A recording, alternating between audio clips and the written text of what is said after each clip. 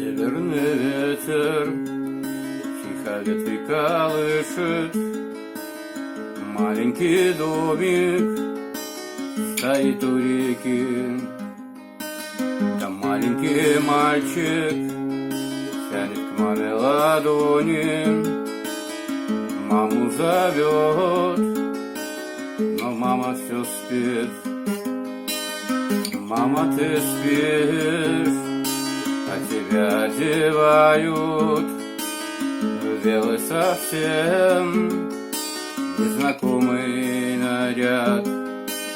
Там люди чужие молитвы читают, свечи восковые ярко горят, горят,